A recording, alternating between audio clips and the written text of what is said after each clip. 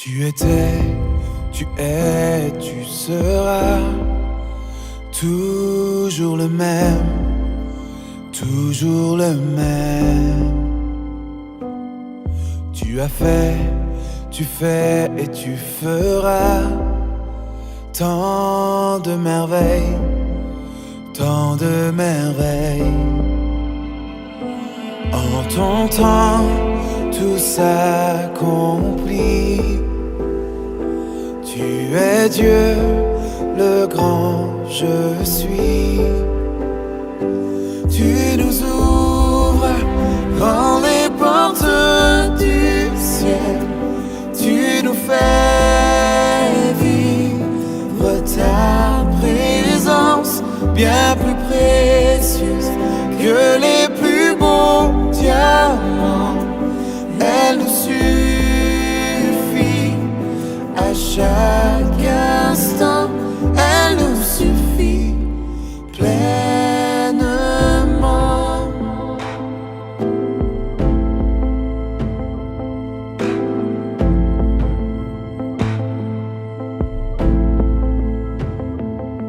Tu étais, tu es, tu seras toujours le même, toujours le même. Tu as fait, tu fais, tu feras tant de merveilles, tant de merveilles. En ton temps, tout s'accomplit. Tu es Dieu, le grand je suis. Tu nous ouvres grand les portes du ciel. Tu nous fais vivre ta présence, bien plus précieuse que les plus beaux diamants. Elle nous suffit à chaque instant. Tu nous ouvres grand les portes du ciel. Tu nous fais vivre ta présence, bien plus précieuse que les plus beaux diamants. Elle nous suffit à chaque instant. Elle nous suffit pleinement. Oh, elle nous suffit. Elle nous suffit pleinement.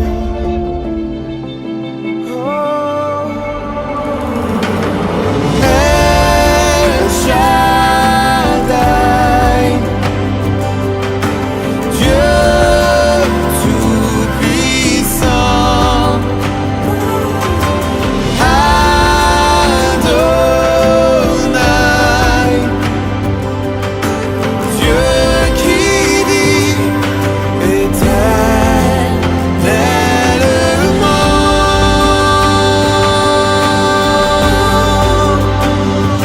Tu nous ouvres grand les portes du ciel. Tu nous fais vivre ta présence, bien plus précieuse que les plus beaux diamants. Elle me suffit à chaque instant. Elle me suffit pleinement.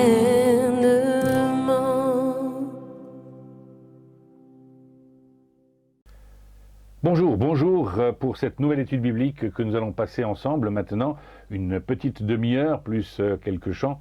J'aimerais vous inviter à réfléchir aujourd'hui à une autre dimension du royaume de Dieu, celui qui est manifeste au sein de l'Église, le royaume de Dieu qui est comme une présence au sein de la vie communautaire, et ceci au travers, et je vous le livre tout de suite, de la prière. Oui, c'est un domaine dans lequel nous faisons souvent défaut et nous avons besoin de l'aide de Dieu pour nous aider à prier. C'est ainsi que les disciples demanderont à Jésus, pratiquement au début du ministère, « Apprends-nous à prier ». Ce sont pourtant des juifs de longue date, des gens qui sont habitués à une certaine liturgie, mais il faut quelque chose de plus, il faut la perception de la présence de Dieu elle-même quand nous prions. Il ne s'agit pas d'envoyer des bouteilles à la mer, mais de prendre conscience que nous parlons à quelqu'un et nous nous attendons à ses réactions. Et ceci va impliquer, d'une certaine manière, un comportement particulier face au royaume de Dieu, au milieu de nous, Christ révélé, Christ en nous. Je vous propose de commencer par prier. Seigneur, merci pour les temps de prière que nous pouvons avoir, et en particulier nous adresser à toi, pour que tu descendes particulièrement au milieu de nous, par ton Esprit Saint, que tu te manifestes, et que tu puisses particulièrement nous donner la compréhension de ton Écriture. Ouvre nos oreilles, ouvre nos cœurs, ouvre nos yeux, et ouvre notre bouche. Au nom de Jésus-Christ. Amen. Voilà, c'est vrai que c'est un domaine dans lequel nous sommes souvent faibles, la prière. Nous en sommes conscients, mais nous n'avons pas de moyens miraculeux pour pouvoir prier plus, sinon une assiduité, une certaine discipline. À moins que de prendre conscience de la présence de Dieu et de l'importance, de la portée de la prière, nous amène alors à une nouvelle compréhension ou une compréhension amplifiée de la parole de Dieu et de la nécessité de prier. Pour cela, je vous propose de rejoindre le texte biblique dans l'évangile de Luc au chapitre 18, juste quelques versets au début de ce chapitre. Pour montrer qu'il est nécessaire de prier constamment sans jamais se décourager, nous avons tout de suite et d'emblée le sujet de notre parabole, Jésus raconta à ses disciples la parabole suivante. Dans une certaine ville, il y avait un juge qui ne révérait pas Dieu et n'avait d'égard pour personne. Il y avait aussi dans cette même ville une veuve qui venait constamment le trouver pour lui dire « Défends mon droit contre celui qui m'attaque ». Pendant longtemps, il s'y refusa. Mais à la longue, il finit par se dire « J'ai beau ne pas révérer Dieu et me moquer de ce que peuvent penser les hommes, mais cette veuve m'ennuie. C'est pourquoi je vais défendre son droit pour qu'elle ne vienne pas sans cesse me casser la tête. » Pragmatique. Le Seigneur ajouta « Notez bien comment ce mauvais juge a réagi. Alors, pouvez-vous supposer que Dieu ne défendrait pas le droit de ceux qu'il a choisis et qui crient à lui jour et nuit, même s'il tarde à les écouter et à leur venir en aide? Moi, je vous dis que c'est par une intervention soudaine qu'il défendra leurs droits. Seulement, lorsque le Fils de l'homme reviendra, trouvera-t-il encore sur la terre des hommes qui ont confiance en lui? Ou bien, selon une autre traduction, trouvera-t-il de la foi sur la terre? Ce texte commence par cette parabole, cette image d'un juge qui est ennuyé par une femme qui lui demande des droits, ou plutôt qui demande la défense de ses droits. Deux personnages diamétralement opposés, de caractères bien différents, et qui nous posent une question aussi après sur la manière d'identifier l'un et l'autre. Il est difficile d'imaginer que nous ayons à identifier le mauvais juge à Dieu, ainsi que la veuve à nous-mêmes. Nous verrons pourquoi. Ainsi, voilà l'histoire résumée. Un homme est ennuyé. Il a tous ses droits, il se moque de Dieu, il est un Dieu pour lui-même, et la vie des autres ne l'intéresse pas. Autrement dit, il a une manière de vivre un peu en ermite, mais autosuffisant, avec une position particulière. C'est qu'il a le devoir d'exercer la justice. Et il va le faire. Il va le faire pour une mauvaise raison, parce qu'il est ennuyé, agacé par l'attitude de cette veuve qui vient sans cesse lui demander jour et nuit pratiquement la justice. Elle demande son droit. Elle en est tellement sûre qu'elle va demander à cet homme qui est bien éloigné de ses propres besoins réels à elle, éloigné de la réalité de son quotidien à elle, eh bien il va lui répondre à cette femme qui insiste, insiste et insiste. Difficile, comme je l'ai dit, de reconnaître dans ce juge, dans ce mauvais juge, Dieu. Effectivement, Dieu n'a pas du tout cette attitude-là. Il est un Dieu qui se présente comme étant un Dieu de justice pour tous les hommes et un Dieu d'écoute. Cependant, lorsque Jésus va reprendre cette image-là, il va interpeller les disciples et chacun d'entre nous, non pas sur l'histoire du caractère de Dieu, ou alors sur le caractère de la veuve, mais sur notre attitude dans la prière. À combien plus forte raison, si Dieu est ce qu'il est, ne va-t-il pas défendre le droit de ses enfants, de ceux qui crient à lui? Défendre le droit dans son temps, nous dit le texte. Mais encore ça, on va y revenir dans un instant. Il y a bien des moments où j'ai l'impression que quand nous prions, c'est un peu comme une bouteille à la mer. Nous prions sans conviction. Nous prions en disant, s'il y a quelqu'un, qu'il me réponde. Un peu comme quand vous êtes dans la montagne, vous faites « Ohé, ohé, ohé, il y a quelqu'un, il y a quelqu'un ». En fait, on s'écoute dans la prière, plutôt qu'on écoute Dieu ou on ne s'adresse à Dieu. La prière, ce n'est pas une forme d'écho, psychique ou d'écho spirituel. C'est vraiment la discussion et la réalité de la compréhension qu'on a en face de nous, un Dieu avec son caractère ou ses caractères que nous allons pouvoir énumérer. Vous vous rappelez comment a commencé cette parabole? Pour montrer qu'il est nécessaire de prier constamment, sans jamais se décourager. La prière, ce n'est pas un truc automatique, au sens où, dès que je prie, j'ai la réponse. Il y a dans la prière une action de foi, de confiance, d'insistance. Un petit peu comme nos enfants qui viennent vers nous et nous demander soit quelque chose de particulier, ou de défendre leurs droits, ou que sais-je. Nous avons ce devoir et cette attitude de dépendance de Dieu qui fait que nous avons à répéter et encore répéter avec toujours plus de conviction et en analysant au fur et à mesure de nos demandes pour affiner nos demandes, de vraiment prendre conscience que nous parlons à Dieu et que notre sujet est important à soumettre à Dieu. Oui, effectivement, il y a ces paroles dans l'Écriture, l'Épître de Jacques ou ailleurs. On nous dit qu'on prie et on ne reçoit pas, on prie mal, on prie pour nous-mêmes, on prie de manière égoïste. Dieu nous demande de prier pour entrer dans son plan, pour pouvoir nous-mêmes nous aligner sur sa pensée, pour mieux comprendre et alors restituer le sens même de la relation que nous devons avoir avec Dieu. Nous ne prions pas pour être exaucés et que Dieu fasse fi de sa volonté. Nous prions pour que nous puissions être transformés de l'intérieur et que notre manière de nous adresser à Dieu soit de plus en plus confiante, au sens que nos sujets que nous présenterons devant Dieu seront de plus en plus affinés pour être plus justes, pour correspondre mieux à la trajectoire de la volonté de Dieu. Ainsi, je ne peux pas non plus être comparé à la veuve. La veuve est une femme seule. La veuve est une femme seule qui est isolée, qui n'a pas de moyens. Nous avons la présence de Dieu effective dans nos vies. Ce n'est plus moi qui vis, c'est Christ qui vit en moi. Ainsi, ma prière peut être animée de l'intérieur par le Saint-Esprit.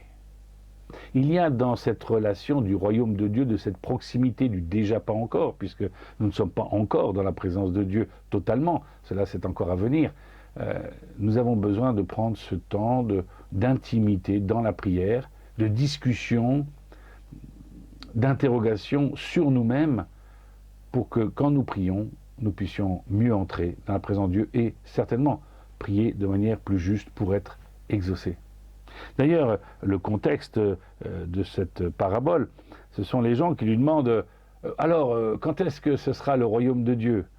Jésus insiste alors sur le fait que le royaume de Dieu est au milieu d'eux, qu'ils doivent en prendre conscience. Il s'agit là de la présence du Christ. Lorsque les gens lui demandent « Quand ce sera? Est-ce que c'est pour bientôt ?» Il nous demande d'être prêts. Nous comprenons alors la fin de cette parabole, lorsque le Fils de Dieu reviendra sur la terre, lorsque les temps seront accomplis, lorsque le royaume de Dieu, spirituel, complet sera établi, eh bien, est-ce que Dieu trouvera-t-il encore des hommes qui ont confiance en lui, qui ont la foi? Nous pouvons des fois être tellement fixés sur ce que nous prions que nous en oublions à qui nous parlons. Ou bien, des fois, nous sommes tellement concentrés sur le retour de Jésus-Christ que nous ne pensons plus à notre mission de prier les uns pour les autres, d'être de ces agents qui annonçons la bonne parole. Ou encore, peut-être, sommes-nous de ces personnes qui prions en espérant être dans les premiers dans ce royaume, découvrir la date, peut-être pour en informer les autres. Et encore une fois, l'Écriture nous dit que nous n'avons pas à être informés ni de l'heure, ni de la date, mais au contraire, que nous devons avoir cette disposition dynamique qui s'appelle la foi, pour pouvoir être tout le temps en relation avec Dieu, ce qui fait que le passage dans le royaume de Dieu complet se fera de manière beaucoup plus souple et sans encombre. Comparons alors les différents éléments. Je vous ai dit, Dieu ne peut pas être comparé à ce juge unique. Alors, j'ai fait une énumération, là, je l'ai sous les yeux.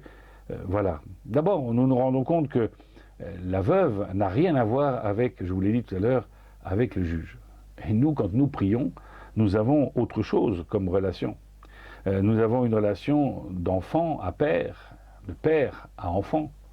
Ainsi, nous avons un plus par rapport à cette veuve dans notre relation, dans notre prière. Dans notre insistance, nous avons cette relation à la fois spirituelle, distancielle, parce que Dieu est Dieu, et en même temps affective, qui nous donne une proximité pour pouvoir lui livrer notre cœur et nous laisser transformer pour recevoir ses plans à ce moment-là. Oui, je vous l'ai dit, c'est une distance dans le texte entre le juge et la veuve, mais il y a autre chose. Par exemple, cette veuve est seule, elle semble être seule à devoir défendre son droit. Nous sommes un peuple à prier ensemble. Nous ne sommes pas appelés à vivre chacun de notre côté notre foi, mais ensemble. Nous sommes membres d'un même corps. Nous formons ainsi une même prière pour pouvoir prier pour le retour du Christ, bien sûr, mais aussi pour pouvoir avoir cette force de témoignage dans le monde dans lequel nous sommes. La prière, c'est un lien commun. Ainsi, vouloir simplement vivre sa foi de son côté sans participer à la prière commune peut être dommageable aux chrétiens, peut affecter sa foi, sa confiance en Dieu, car il ne la voit qu'au travers de sa propre expression. Lorsque nous sommes en assemblée, lorsque nous prions, nous pouvons dire un Amen. Nous ne sommes pas obligés de répéter la même prière que l'autre pour être sûr d'avoir aussi son mot à dire. Nous pouvons prier avec nos mots, mais ensemble pour former une même colonne qui monte vers Dieu. Le juge, ici, dans notre texte, refuse d'écouter la veuve. Oui, c'est un problème. Et c'est normal, elles n'ont rien à voir l'un avec l'autre. Je vous l'ai dit à l'instant, Dieu nous exhorte à venir avec assurance devant lui. Hébreux, chapitre 4, verset 16, Romains 8, verset 15. Et nous pouvons crier « Abba Père » dans cette relation. Notre interpellation commence par quelque chose, comme je l'ai dit, d'affectif, mais aussi de profondément spirituellement vrai. Il y a une nouvelle relation dans la prière. Nous parlons à celui qui nous a adoptés et qui nous a acceptés dans sa présence, celui qui nous a interpellés lui-même pour faire partie de son peuple, du royaume des cieux. Le juge nous est déclaré comme étant inique, c'est-à-dire pas toujours juste. Cependant, Dieu se présente comme étant un Dieu toujours juste. Nous avons, par rapport à cette veuve, un avantage immense. C'est que notre Dieu désire la justice par-dessus tout. Il n'y a point de tâche en lui. Alors prier Dieu, c'est un privilège que de pouvoir s'approcher de celui qui ne se trompera pas, qui fera le tri dans ma prière pour en donner le meilleur. Lorsque nous prions, des fois, pour certaines situations, nous espérons avoir la réponse que nous pensons être la meilleure. Mais là, Dieu encore a son mot à dire, et des fois, une autre solution que celle que nous avions trouvée, qui peut nous sembler plus difficile, est encore la meilleure dans telle ou telle situation. Oui, Dieu ne se trompe pas, mais il veut nous faire participer à son plan, ce que nous intervenions, nous discutions, nous apprenions aussi à le connaître au travers de la prière et des réponses que nous aurons dans un sens ou dans un autre. Cette dame se présente elle-même pour pouvoir prier. Nous savons que même l'Esprit Saint aspire, nous inspire aussi pour pouvoir parler. Nous avons cette notion aussi d'avoir un avocat qui intercède pour nous auprès de Dieu, Jésus lui-même. 1 Jean 2, verset 1. Par ailleurs, ce juge reste froid même après la décision. C'est simplement pour une question de commodité qu'il répond. Nous avons un Dieu qui nous encourage à la prière, qui nous encourage par des promesses. Il nous a dit qu'il voulait nous exaucer. Là où 2 ou 3 sont assemblés, c'est suffisant pour prier, pour pouvoir ensemble avoir cet esprit critique dans la prière, de nous remettre en question. Mais Dieu veut aussi exaucer nos prières. Et c'est parce qu'ensemble, nous pouvons affiner ces prières. Je me souviens, à une époque, de devoir prier pour une guérison d'une personne en particulier. Et quelqu'un m'a posé la question au milieu de la prière, mais est-ce que c'est la meilleure solution pour la personne ? Est-ce que c'est encore ce que Dieu veut pour la personne de meilleur, ou est-ce que c'est ce que nous voulons de meilleur pour nous-mêmes ? Ainsi, la prière nous permet de nous décaler pour entrer dans la justice de Dieu, qui n'est pas forcément la nôtre, mais qui nous permettra alors aussi d'accepter, au temps de l'exaucement, d'une manière ou d'une autre, la réponse de Dieu. La veuve ne peut venir qu'à certains moments dans la présence du juge. Il a beaucoup de boulot, il a sa vie privée. En Dieu, nous pouvons venir nuit et jour, crier à Dieu, comme nous le dit le psalmiste. Et finalement, le juge, il est ennuyé par les demandes de la veuve, alors que pour Dieu, nous savons que nos prières sont agréables. Proverbe 15, verset 8. J'aimerais vraiment vous encourager à prendre la mesure entre l'attitude de cette veuve qui va insister parce qu'elle est sûre de son bon droit, parce qu'elle veut avoir une réponse. Eh bien nous, sommes-nous persévérants dans la prière? Sommes-nous dans une approche continue et absolue de la prière? Autrement dit, est-ce qu'on se lasse de la prière? Ou au contraire, peut-être, dans cette forme de lassitude inversée, nous avons une espèce de litanie à la place d'une communication, d'une discussion avec Dieu. Il y a quelques années, dans un groupe de jeunes en Norvège, du côté de Bergen, une jeune fille qui était responsable d'un groupe chrétien, au moment du prière, s'est mise à hurler. Elle dit, Seigneur, je ne crois plus en toi, j'en ai marre, je ne veux plus tout cela. Et donc, le deuxième responsable de ce groupe de jeunes se tourne vers le responsable principal et lui dit, c'est inquiétant ce qui se passe. Et le responsable de lui dire, ne t'inquiète pas, elle parle à Dieu. Dieu lui répondra. La prière, c'est quelque chose qui peut être insistant par le fait que nous crions à Dieu notre désespoir. Parce que dans notre humanité, nous avons une vision rétrécie du plan de Dieu. Ainsi, dans la prière, nous pouvons entrer dans le cœur de Dieu. Il peut aussi modifier notre cœur, nos pensées. L'Esprit de Dieu peut nous apaiser, même lorsque nous avons la conviction que tel ou tel sujet ne sera pas exaucé comme je veux, mais sera fait pour le mieux dans la pensée de Dieu. La persévérance. La persévérance qui m'interpelle sur la vie d'Église, puisqu'il s'agit ici des deux plans de prière, celui quand nous sommes seuls, mais aussi celui quand nous sommes en Église. Nous sommes interpellés sur notre persévérance dans le secret de notre chambre, de nos journées, mais aussi dans la persévérance collective que Dieu nous demande. Prions les uns pour les autres, aussi en présence des uns et des autres. Ne soyons pas timides. C'est vrai que cela peut être difficile de prier ensemble les uns avec les autres, mais Dieu nous invite à nous rappeler qu'il a fait de nous un peuple de prière et de louange des adorateurs. C'est une autre forme de prière que l'adoration, mais de faire monter à Dieu aussi les louanges ensemble, c'est un plus pour le chrétien. Beaucoup aimeraient pouvoir vivre leur foi, surtout en cette période de Covid, derrière leur écran et chez eux à la maison. Finalement, ça arrange pas mal de monde que de rester chez soi, plutôt que de devoir se lever tôt le dimanche matin et ainsi de suite. Mais ce n'est pas que le dimanche matin que nous devrions nous lever pour pouvoir adresser des paroles à Dieu. Ce serait bien tous les jours que nous devrions avoir cette attitude. Pourquoi? Comme la veuve, elle comprend qu'il y a nécessité, comme disaient les anciens, d'assaillir le trône de gloire, de nous approcher de Dieu. Car effectivement, la prière, ce n'est pas garder de la distance, mais c'est se rapprocher de la présence de Dieu pour mieux lui amener notre quotidien, les choses positives, les choses négatives, mais aussi être près du cœur de Dieu pour recevoir la consolation lorsque nous sommes épuisés. Ce texte est une incitation à la persévérance individuelle et la persévérance en Église. Moi, je vous le dis, c'est par une intervention soudaine que Dieu défendra leurs droits de ceux qui prient. Seulement lorsque le Fils de l'homme reviendra, trouvera-t-il encore de la foi sur la terre. La prière, justement, ce n'est pas s'attendre à avoir la réponse tout de suite. Mais justement, si nous avions une réponse tout de suite, nous ne prierions encore moins que ce que nous sommes aujourd'hui. Il y a cette nécessité de s'approcher de Dieu et de connaître cette présence continuelle. De l'avoir alors, c'est vrai, dans les moments difficiles comme dans les moments plus faciles. La prière, ce sera l'intercession, ce sera la bénédiction, ce sera la louange, ce sera toutes les formes de prière qui peuvent exister, et pas simplement celle de la demande.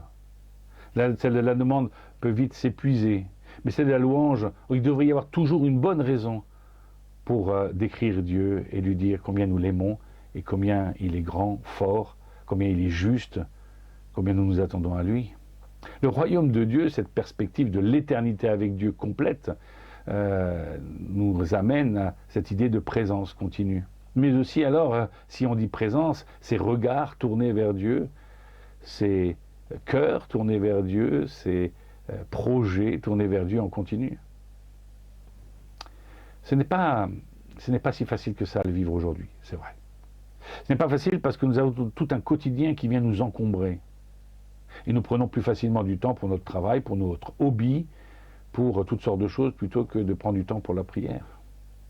Un de mes amis qui m'avait invité aux États-Unis il y a beaucoup d'années était avec moi lorsque nous étions à l'assemblée de Lake Avenue Church Congregation à Los Angeles. Et le responsable du groupe de jeunes nous a interpellés pour le jour de la rentrée. C'était au mois d'août. Voilà ce qu'il dit. On va analyser quelque chose.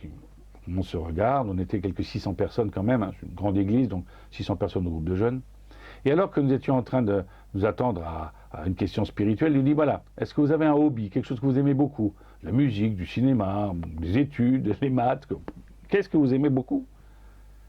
Maintenant, vous réfléchissez au temps que vous passez pour cette activité, toutes les semaines.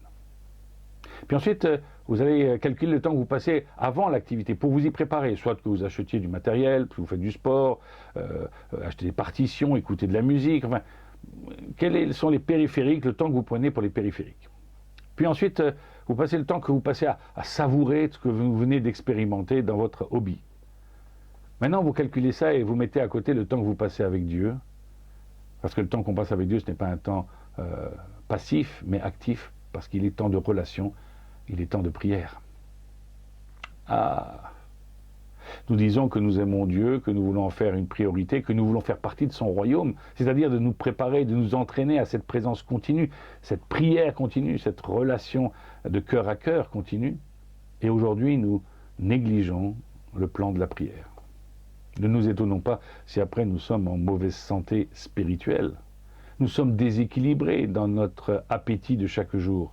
Nous sommes plus happés par ces hobbies, ces passions de chaque jour, ou même des fois ça peut être notre travail tout simplement. Rien ne nous empêche de prier d'une manière ou d'une autre, sous une forme ou sous une autre, au milieu de notre journée. Et si nous inversions la proportion de ce temps que nous passons avec les choses de ce monde, avec les choses que nous pourrions passer de celles de Dieu. Persévérance.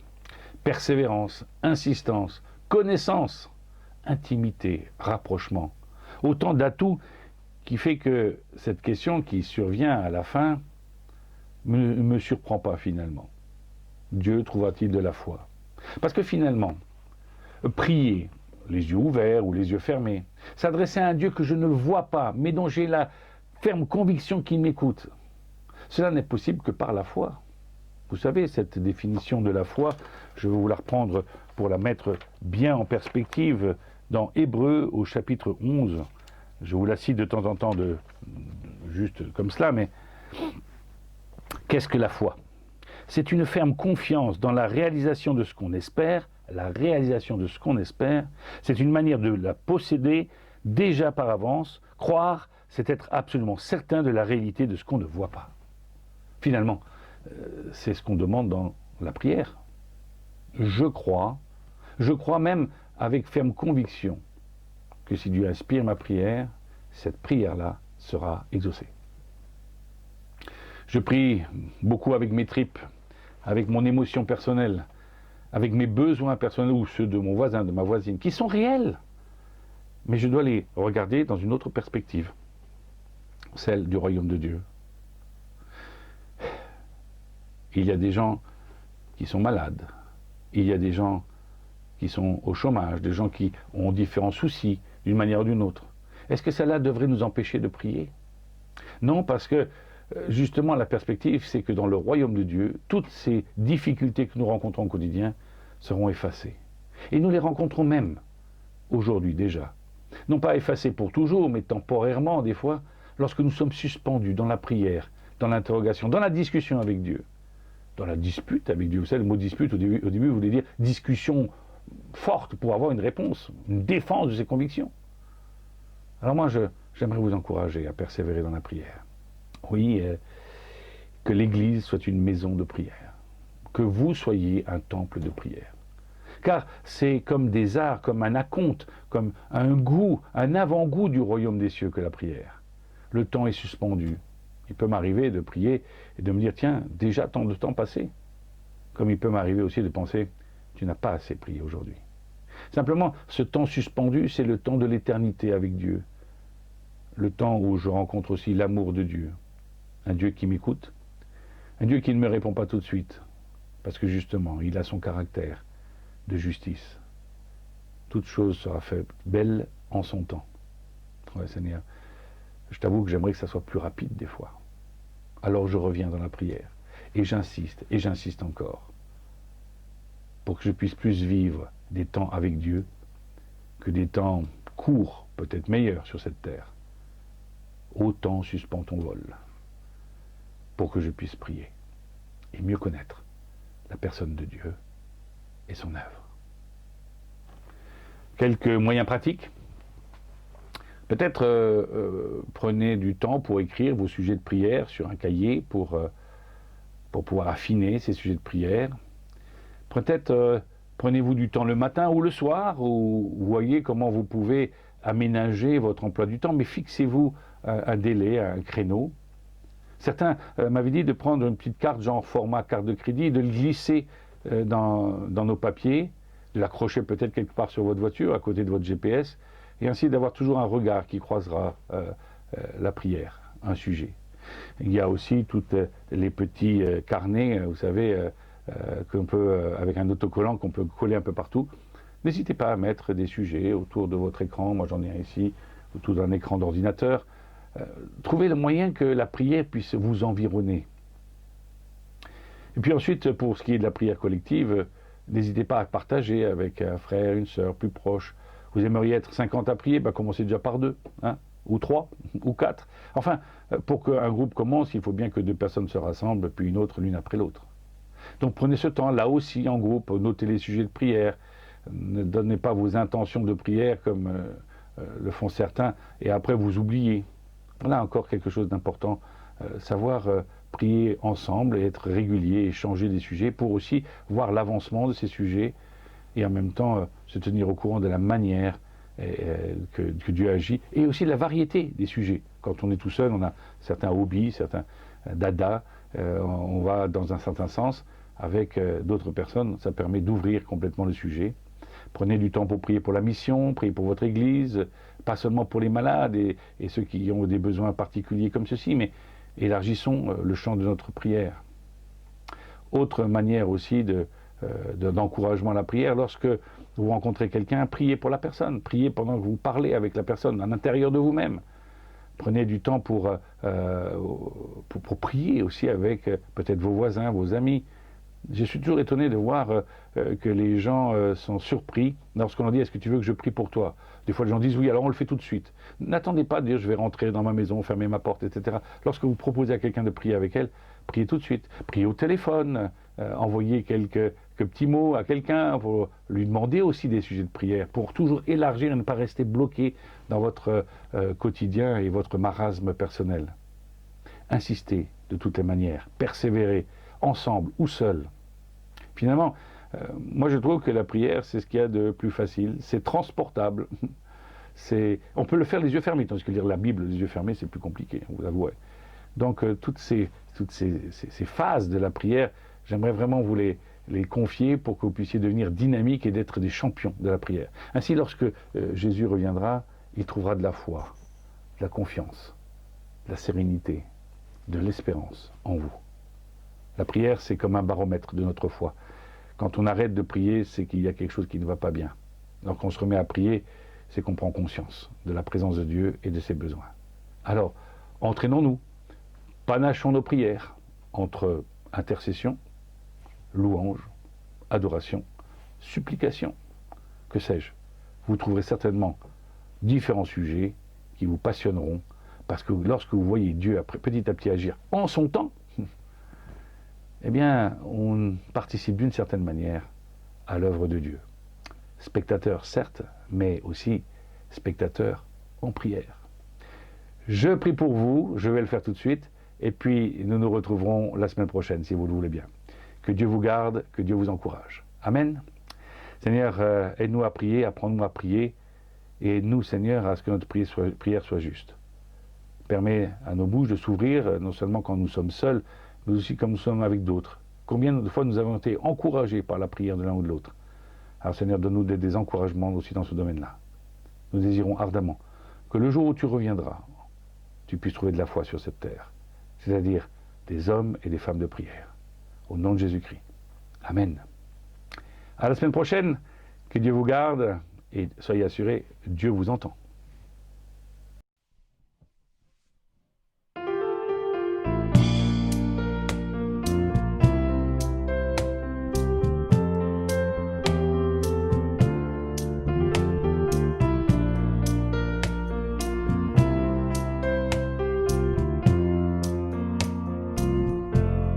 Sans ta lumière, Seigneur, que ferions-nous dans ce monde perdu au large, dans le brouillard, au gré des vents? Sans ta lumière, Seigneur, où irions-nous dans ce monde? La mer est immense, sans ta présence, que ferions-nous? Comme un phare dans la nuit, tu brilles sur tes enfants, tu nous guides vers le port, au cœur de ton amour. Comme un phare dans la nuit, tu brilles